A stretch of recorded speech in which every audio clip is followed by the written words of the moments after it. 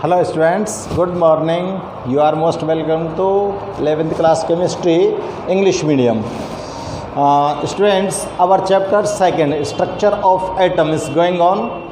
और structure of atom में students हम पढ़ रहे थे क्या, हम स्टडी कर रहे थे अबाउट फोटो इलेक्ट्रिक इफेक्ट को। और फोटो इलेक्ट्रिक इफेक्ट में आपने लास्ट में एक इक्वेशन निकाला था, और वो इक्वेशन किसका था? Kinetic energy of ejected electrons from metal surface. क्योंकि मेटल सरफेस के ऊपर आपने लाइट बीम को क्या किया था? स्ट्राइक कराया था। और लाइट बीम को जब इसके ऊपर हमने स्ट्राइक कराया तो यहाँ से कुछ इलेक्ट्रॉन्स इजेक्टेड हुए थे, और जो इलेक्ट्रॉन इजेक्टेड हुए उनकी काइनेटिक एनर्जी को हमने यहाँ पे निकाला था। और उस काइनेटिक एनर्जी का फॉर्मूला क्या आया था? तो देखो आपके पास आया था kinetic energy of ejected electron. जो इजेक्ट होने वाले इलेक्ट्रॉन के लिए क्या आया था? एच न्यू इक्वल टू क्या आया था? Equal to H nu 0 plus half M E V square. भाई काइनेटिक एनर्जी को आप जानते हो ना, ये काइनेटिक एनर्जी होती है हाफ एम वी स्क्वायर, ठीक है ना। तो आप इस इलेक्ट्रॉन के लिए काइनेटिक एनर्जी निकाल रहे हो, क्योंकि उस इलेक्ट्रॉन के पास क्या थी? थ्रेशोल्ड फ्रीक्वेंसी होती है। और थ्रेशोल्ड फ्रीक्वेंसी कौन सी होती है? थ्रेशोल्ड फ्रीक्वेंसी वो होती है कि जो मेटल आपने यूज़ किया था उस मेटल की एक करैक्टरिस्टिक्स होती हैं स्टूडेंट्स, और उसकी एक करैक्टरिस्टिक्स फ्रीक्वेंसी भी होती है। और उस फ्रीक्वेंसी से कम फ्रीक्वेंसी अगर आप रखते हो तो इलेक्ट्रॉन्स का इजेक्शन नहीं होता है, ठीक है ना। तो ये थ्रेशोल्ड फ्रीक्वेंसी है और ये उसकी नॉर्मल फ्रीक्वेंसी होती है। क्लियर है ना। तो ये वाला फॉर्मूला आप कैसे बनाएगा? ये देखो half M E V square equal to क्या हो सकता है? बोलो। एच न्यू माइनस न्यू 0, ये हो सकता है ना। तो ये काइनेटिक एनर्जी हो गई किसकी? इजेक्टेड इलेक्ट्रॉन की। और स्टूडेंट्स ये जो इक्वेशन आपको दिखाई दे रही है, ये इस इक्वेशन को आइंस्टीन इक्वेशन के नाम से भी जानते हैं। तो यहाँ नोट कर सकता हूँ मैं, this equation also called Einstein equation. और आइंस्टीन इक्वेशन इसको इसलिए बोल सकते हैं क्योंकि आइंस्टीन जो साइंटिस्ट थे वो साइंटिस्ट इस इक्वेशन की हेल्प से फोटो इलेक्ट्रिक इफेक्ट के साथ साथ और कई इफेक्ट थे, उन सब को इन्होंने एक्सप्लेन कर दिया था, इसलिए इसको हमने आइंस्टीन इक्वेशन बोला। अब देखो स्टूडेंट्स, इससे रिलेटेड कुछ न्यूमेरिकल्स को हम सॉल्व करते हैं। तो देखो क्वेश्चन दे रहा हूँ मैं, क्वेश्चन है अपने पास, calculate energy of 1 mole of calculate energy of 1 mole of photon. 1 mole photon की एनर्जी को आपको कैलकुलेट करना है। Photons of radiation, photons of radiation whose frequency, यहाँ पर फ्रीक्वेंसी गिवन है, whose frequency is, frequency given है आपको 5 × 10, 5 × 10 पावर 14 हर्ट्ज। ये वाला क्वेश्चन है। अब 1 मोल फोटोन है, ध्यान रखना क्या है? 1 मोल फोटोन है, और उसकी आपको एनर्जी को कैलकुलेट करना है, और उसकी फ्रीक्वेंसी आपको गिवन है, ठीक है ना। तो देखिए किस तरह से इसको हम सॉल्व कर सकते हैं। तो बताओ फोटोन की एनर्जी को देने के लिए क्या फॉर्मूला आया था? एनर्जी ऑफ वन फोटोन, एक फोटोन की एनर्जी निकालते हैं पहले, फिर उसके बाद 1 मोल की निकाल लेंगे। क्या थी बताओ? E equal to H nu, यही तो थी। अरे यही फॉर्मूला तो आया था आपके पास। अब देखो यहाँ पर H क्या है? प्लैंक कांस्टेंट है। हियर H इक्वल टू क्या हो जाएगा? 6.62 10⁻³ जूल पर सेकेंड, ठीक है ना। और न्यू की वैल्यू दे रखी है आपको, क्या न्यू की वैल्यू दे रखी है 5 × 10⁻14। हर्ट्ज लिख दो या सेकेंड इनवर्स लिख दो, कुछ भी लिख सकते हो, जूल सेकेंड। अब आप इसमें इसकी वैल्यूज़ को पुट करके ये निकाल दीजिए। तो देखो E इक्वल टू क्या हो जाएगा? 6.62 10⁻³ × 5 × 10⁻14 है ना। तो क्या आ गया ये? 6.62 × 5 इंटू ये इसके अंदर से सब्ट्रैक्ट कर दो तो -20 रह जाएगा, और ये मल्टीप्लाई करो तो 0, 5 6 जा 30 और 1 31 33, ठीक है ना। कितना आ गया? 33। तो ये आएगा स्टूडेंट्स आपके पास 33.10 × 10⁻20 जूल। और इसको आप कैसे नोट कर सकते हो? 3.310 10⁻19 जूल, है ना। साइंटिफिक नोटेशन के अकॉर्डिंग, किसके अकॉर्डिंग नोट कर रहा हूँ मैं? साइंटिफिक नोटेशन के अकॉर्डिंग।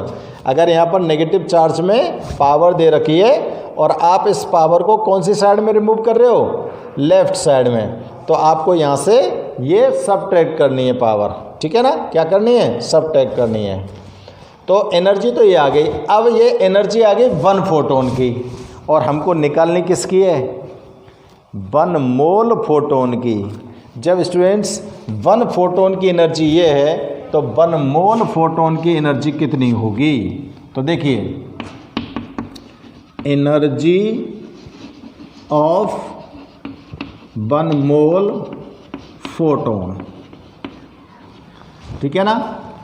1 मोल फोटोन, 1 मोल किसके इक्वल होता है? 1 मोल एवोगैड्रो नंबर के इक्वल होता है। और एवोगैड्रो नंबर भाई 1 मोल इक्वल टू क्या होता है? एवोगाद्रो नंबर Na, और इसकी वैल्यू होती है 6.022 10⁻23, यही तो होती है। तो जब 1 फोटोन की एनर्जी ये है तो 1 मोल की कितनी होगी? मल्टीप्लाई कर दो, कितना है? 3.310 10⁻19 इंटू 6.022 इंटू 10⁻23। दोनों को मल्टीप्लाई करके वैल्यूज़ को यहाँ पर निकाल सकते हो आप लोग। निकालो कितनी आएगी, हैं? कितनी आनी चाहिए बताओ? मल्टीप्लाई कर सकते हैं। तो देखो 3.310 इंटू 6.022, और ये 10 पावर तो कितना आ गया? 5 आ गया, है ना। 5 ही तो आ गया। इन दोनों का जो मल्टीप्लाई है वो कितना आएगा? इन दोनों का मल्टीप्लाई आएगा अप्रॉक्सीमेटली आएगा 19 पॉइंट समथिंग होगा, है ना। 19 पॉइंट समथिंग होगा भैया, 19.9410⁵, है ना। और इसको हम रिमूव करें 1.99 इंटू 10⁻4 हो जाएगा जूल। ये जूल में आ जाएगा ना, ठीक है ना। तो देखो ये सॉल्यूशन करके लाएंगे, जब ये थोड़ा सा घटेगा ये 4 आएगा भैया, ये एनर्जी आएगी आपके पास, और ये तुम्हारा आंसर है। आप लोग इसको किलो जूल में भी कन्वर्ट कर सकते हो। किलो जूल में कन्वर्ट करेंगे तो आप लोग क्या करोगे? 1000 का इसमें क्या कर दोगे? डिवाइड कर दो, है ना। तो पॉइंट को एक इधर खिसका दो, 1000 आ जाएगा, है ना, आ जाएगा ना। तो 199.4 किलो जूल लिख सकते हो ना। चलो ठीक है, नोट करो इसको।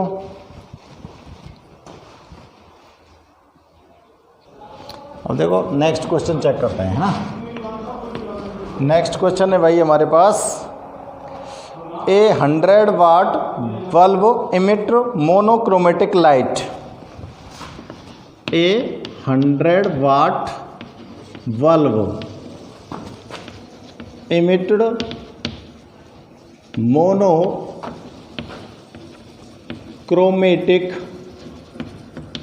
Light, monochromatic light of wavelength, wavelength दे रखी है इसकी 400 नैनोमीटर, लाइट की wavelength. Calculate the number of photons, calculate the number of photons, calculate the number of photons emitted per second by the bulb, emitted per second by the bulb। समझो question को, 100 वाट का bulb है और उससे जो light निकल रही है उस लाइट की वेवलेंथ 400 नैनोमीटर है ना। अब हमको डिटरमाइन करना है कि फोटोन की जो नंबर है वो कितनी निकली एक सेकंड में, एक सेकंड में निकलने वाले फोटोन्स की नंबर को कैलकुलेट करना है। तो फोटोन्स की नंबर को कैलकुलेट करें, ठीक है ना। तो आपको देखो यहाँ पर क्या क्या गिवन है, हमको यहाँ पर दिया हुआ है क्या, पावर ऑफ बल्ब, बल्ब की पावर है ना कितनी है 100 वाट, या फिर आप इसको वाट को कैसे लिख सकते हो, जूल पर सेकेंड, कैसे भी लिख सकते हो, कोई दिक्कत नहीं है ना। तो पहले तो हम एक फोटोन की एनर्जी निकालें, energy of one photon, E equal to क्या होगा, एच न्यू, है ना। न्यू अपने पास है ही नहीं, क्या दे रखी है, वेवलेंथ। तो फॉर्मूला क्या बन जाएगा बताओ, E equal to H C upon lambda, है ना। अब आप यहाँ पर वैल्यूज़ को पुट करो पहले, और एक काम और कर लो, देखो आपको क्या दे रखा है यहाँ पर, C है, C की वैल्यू तो ये होती है, और H की वैल्यू 6.62, ये सब आपके लर्न हो जाने चाहिए, जूल सेकंड। लैम्बडा आपको दे रखा है 400 नैनोमीटर को मैं मीटर में बदल रहा हूँ भाई, -9 मीटर, ठीक है ना। तो वैल्यू रखिए और इसकी एनर्जी को कैलकुलेट करिए, 6.62 10 power -34 into 3 into 10 power 8 divided by 400 into 10 power -9, है ना। तो देखो ये क्या आ जाएगा, ये आ जाएगा 6 8 19.86 इंटू 10 पावर, ये -9 ऊपर जाएगा तो प्लस का हो जाएगा ना 17, माइनस के 17 बचेंगे, डिवाइडेड बाई 400। अब 400 से डिवाइड कर दो इसमें, है ना। और ये 40 अगर ऊपर जाएं तो किस में हो जाएंगी, नेगेटिव में हो जाएंगी, तो 19 हो सकता है ये। इनको भी अगर हम ऊपर ले जाते हैं 19 हो सकती है ना, माइनस की बिल्कुल हो सकती हैं। चलो डिवाइड करो, डिवाइड करके लाओ, इनको मैं ऊपर ले जा रहा हूँ तो आपके पास देखो सीधे सीधे ये वैल्यू रह जाती है, 10 पावर -19 हो जाता है ये। और अब आराम से डिवाइड कर सकते हो, कितना आ गया 4.96, ये वैल्यू आएगी। आप डिवाइड करके चेक करना भाई, जूल, वन फोटोन की एनर्जी आ गई आपके पास 4.96 इंटू 10 पावर -19 जूल। अब आपको ये जो वन फोटोन है, ये जो एनर्जी निकाली ना, इट मीन्स एक फोटोन आ गया आपके पास, अब एक फोटोन आ गया तो 100 वाट के बल्ब से कितने फोटोन निकलेंगे, तो नंबर ऑफ फोटोन को डिटरमाइन करना है अब आपको, है ना। तो लिखो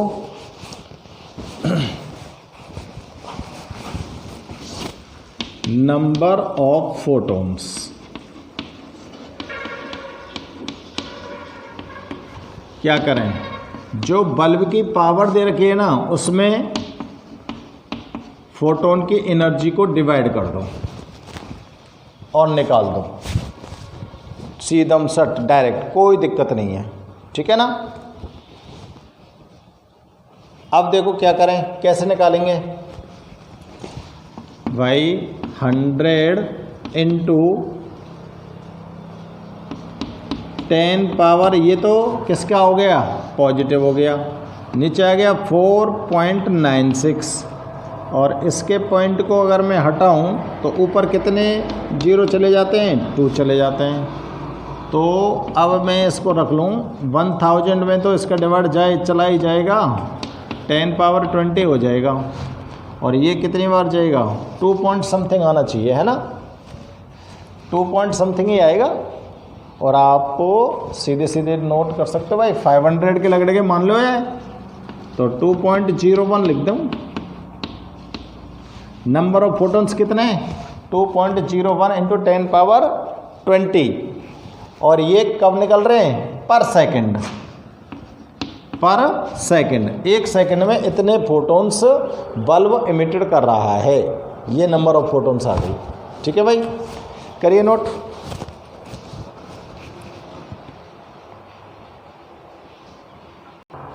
नेक्स्ट क्वेश्चन चेक करते हैं, देखो क्वेश्चन नंबर नेक्स्ट, दी थ्रीशोल्ड फ्रीक्वेंसी किससे डिनोट करोगे,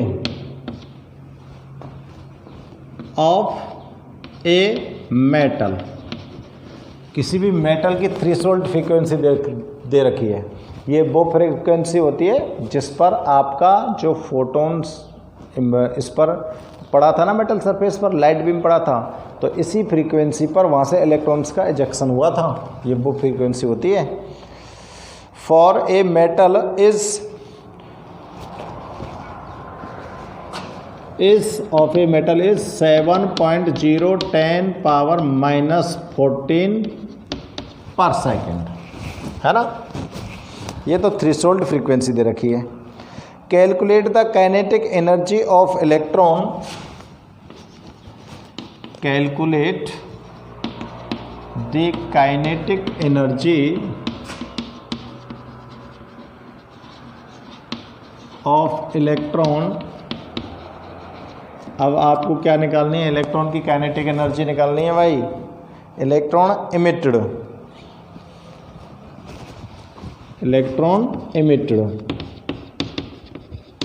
व्हेन रेडिएशन इज, जब रेडिएशन कितना हो दे रखा है, when radiation is, when radiation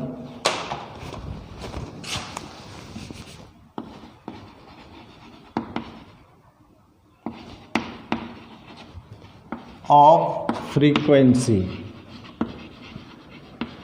radiation की जो फ्रीक्वेंसी है वो गिवन है आपको 1, ये कौन सी फ्रीक्वेंसी है वाली, 1.010 पावर -15 सेकेंड इनवर्स, ठीक है ना, ये गिवन है। Hits the metal, hits the metal. देखो समझो क्वेश्चन को, पहले हमको काइनेटिक एनर्जी निकालनी है इजेक्टेड इलेक्ट्रॉन की, है ना, और उस इजेक्टेड इलेक्ट्रॉन की काइनेटिक एनर्जी के लिए हमको थ्रेशोल्ड फ्रीक्वेंसी गिवन है, और इस फ्रीक्वेंसी का लाइट, इस फ्रीक्वेंसी की लाइट रेडिएशन इसके ऊपर हिट कर रही है मेटल सरफेस के ऊपर। तो ये तो फ्रीक्वेंसी है जो मेटल सरफेस के ऊपर हिट हो रही है, और ये फ्रीक्वेंसी है इस मेटल की, थ्रेशोल्ड इस मेटल की, इस फ्रीक्वेंसी पर ही ये इलेक्ट्रॉन्स का इजेक्शन कर सकती है। तो कैलकुलेट करो भाई। तो देखो इसके लिए कौन सा इक्वेशन चाहिए हमको, इसके लिए इक्वेशन चाहिए जो अभी मैं आपको एक्सप्लेन कर रहा था। तो लिखेंगे according to Einstein equation. Einstein का इक्वेशन क्या बताया था अभी आपको, H nu equal to H nu 0 plus half M E V square, यही तो बताया था, है ना। अब आपको यहाँ पर क्या निकालनी है, काइनेटिक एनर्जी निकालनी है। तो देखो भाई काइनेटिक एनर्जी, काइनेटिक एनर्जी क्या है, half M E V square. Electron की तो काइनेटिक एनर्जी निकालनी है, क्या हो जाएगा इसके इक्वल, इसके इक्वल हो जाएगा H new minus H nu 0, है ना, यही तो होगा। अब आप लोग यहाँ से एक काम कर सकते हो, क्या, h को कॉमन ले लो, और h कॉमन लेने के बाद आपके पास ये बचेगा, और हमारे पास गिवन है, देखो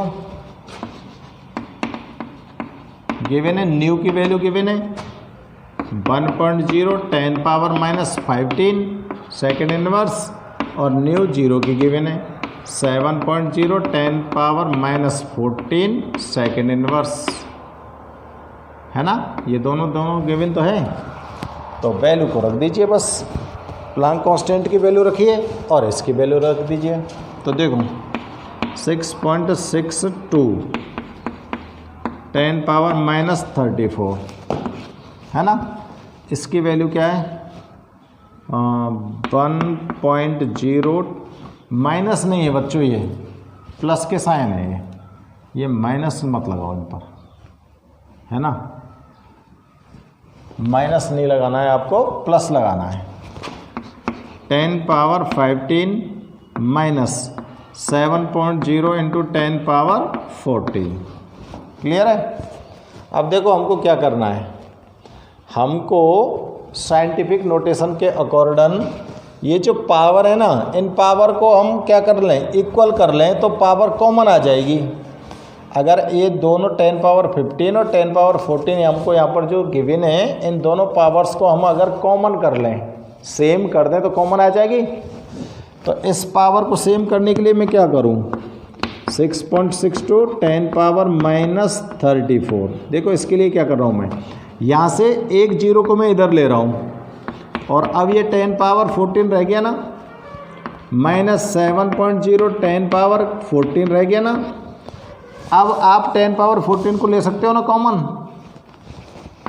तो 6.62 10 पावर माइनस 34, तो आपके पास क्या रह जाएगा बताओ, हमारे पास रह जाएगा 10 माइनस 7, और इसको मल्टीप्लाई करके यहाँ नोट कर दो, है ना।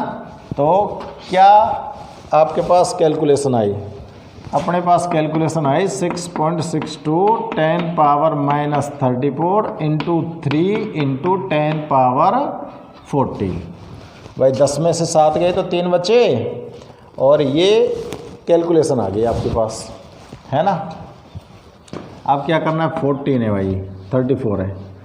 अब देखो 6.62 3 10 पावर कितना हो गया, माइनस 20 बचा, और ये कितना हो गया 19.86 10 पावर माइनस 20। क्या आ गई, काइनेटिक एनर्जी आई कि नहीं आई, अरे काइनेटिक एनर्जी आ गई ना, जूल। इसको देखो मैं ऐसे भी नोट कर सकता हूँ साइंटिफिक नोटेशन के हिसाब से, काइनेटिक, चलो मैं यहीं लिख दूँ, इस पॉइंट को इधर खिसका रहा हूँ, किधर, लेफ्ट साइड में।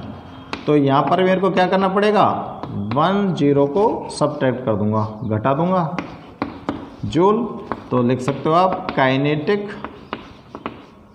Energy of emitted electron, emitted electron, ये आ गई ना, ठीक है ना। तो हो गया भैया, क्वेश्चन आपका सॉल्व हो गया कंप्लीट। आप इसको सॉल्व कीजिए, ठीक है।